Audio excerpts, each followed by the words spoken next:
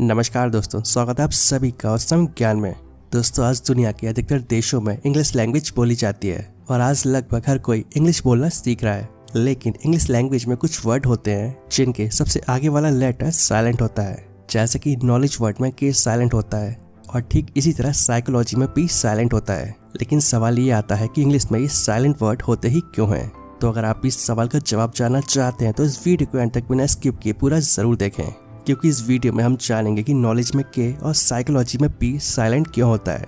But video शुरू करने से पहले आपसे हमेशा की तरह एक रिक्वेस्ट करना चाहूँगा कि अगर आप इस चैनल पर नए हैं तो इस चैनल को सब्सक्राइब कर बेल आइकन जरूर दबाएं, जिससे कि आपको हमारे वीडियोस के नोटिफिकेशन मिल सके। तो चलिए शुरू करते हैं। दोस्तों, इंग्लिश लैंग्वेज में कई ऐसे वर्ड होते हैं जिनके कुछ लेटर साइलेंट होते हैं, मतलब उस वर्ड के प्रोनाउंसिएशन यानी कि उच्चारण में उस अक्षर यानी कि लेटर का जिक्र भी नहीं होता है।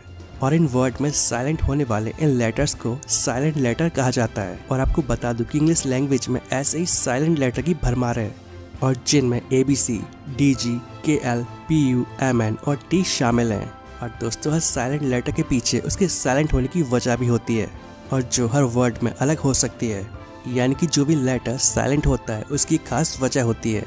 दोस्तों, ऐसे ही कुछ वर्ड्स में अलग अलग लेटर्स के साथ अलग अलग जगह पर मिलने के बाद वो साइलेंट हो जाते हैं। दोस्तों, इंग्लिश लैंग्वेज के बेसिक रूल्स में साइलेंट लेटर भी एक अहम नियम है, यानी कि जब हम किसी वर्ड में आने वाले साइलेंट लेटर को साइलेंट नहीं करते हैं तो उनका प्रोनाउंसिएशन यानी कि उच्चारण गलत हो जाता है। दोस्तों, इतना ही नहीं, कई बार गलत उच्चारण की वजह से उस शब्द का मतलब समझना भी मुश्किल हो जाता है। आसान शब्दों में कहें तो साइलेंट लेटर के नियम को अनदेखा करने की वजह से अर्थ व्यर्थ हो सकता है और ऐसे शब्द सुनने में भी काफी अजीब लगते हैं। दोस्तों, इंग्लिश वर्ड है नॉलेज, जिसमें के साइलेंट होता है। लेकिन ऐसा क्यों?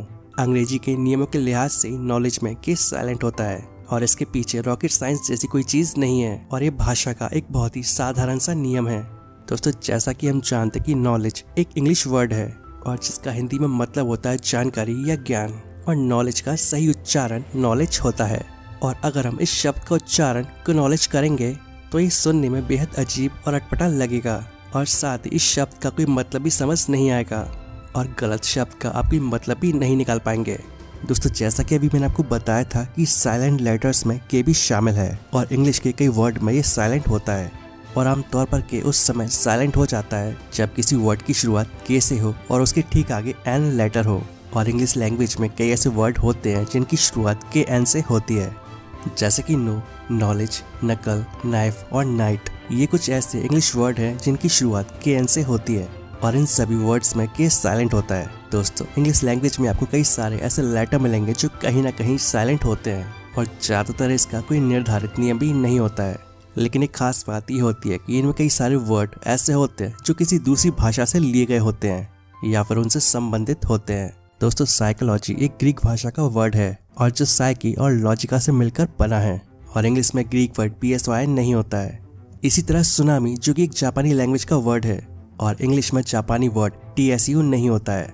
दरअसल अंग्रेजी भाषा में TS और PS से कोई भी वर्ड शुरू नहीं होता है, और यही वजह है कि इनमें पहला अक्षर T और P का उच्चारण यानी कि प्रोनाउंसिएशन छोड़ दिया जाता है, और इसी को साइलेंट लेटर कहा जाता है। और साथ ही इसलिए भी किया जाता है ताकि इनका उच्चारण यानी कि प्रोनाउंसिएशन सही हो जाए। चलिए, अब आपको इंग्लिश लैंग्वेज से जुड़े कुछ ऐसे मजेदार फैक्ट्स के बारे में बताते हैं जिनके बारे में शायद ही आप जानते हो।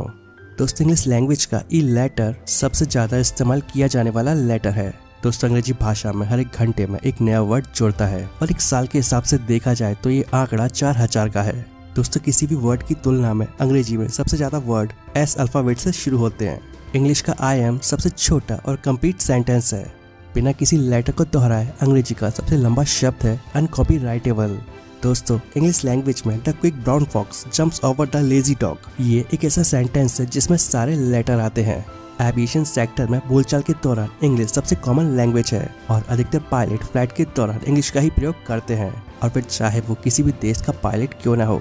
इसके अलावा क्यूइंग इंग्लिश का एक ऐसा वर्ड है जिसमें लगातार 5 वोवेल आते हैं, और स्क्रीन पर आपको ये जो वर्ड दिख रहा है ये इंग्लिश लैंग्वेज का सबसे लंबा वर्ड है, और इसमें 45 लेटर हैं। तो दोस्तों, उम्मीद करता हूँ आप सभी को इंग्लिश लैंग्वेज से जुड़ी ये जानकारी पसंद आई होगी, और अगर आपकी जानकारी पसंद आती तो इस वीडियो को लाइक करें और अपने दोस्तों के साथ शेयर जरूर करें।